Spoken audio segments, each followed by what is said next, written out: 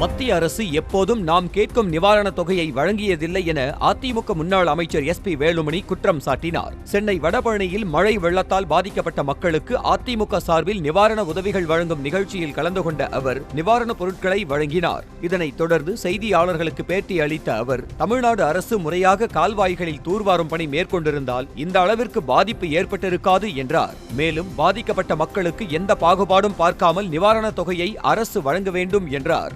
மாநிலங்கள் கேட்ட நிதியை முழுமையாக தரமாட்டார்கள். அவங்க ஒரு கணக்கு போடுவாங்க, மத்திய குழு வந்து பார்ப்பாங்க. அந்த அடிப்படையில் இருந்தாலும் நம்முடைய மாநில அரசுகள் உடனடியாக மக்களுக்கு எடப்பாடியா இருக்கும்போது அம்மா இருக்கும்போது அப்படித்தான் மக்களுக்கு தேவையான நிவாரணங்கள், அதே போல உடனுக்குடன் தேவையான பொருட்கள், அதே போல சமூக ஆர்வலர்களை பயன்படுத்தணும். இப்ப இதெல்லாம் பயன்படுத்தல.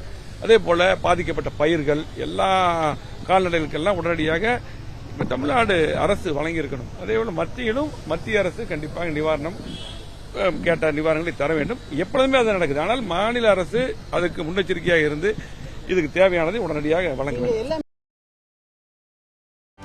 செய்திகளை உடனுக்குடனும் துல்லியமாகவும் தெரிந்து கொள்ள சப்ஸ்கிரைப் பண்ணுங்க.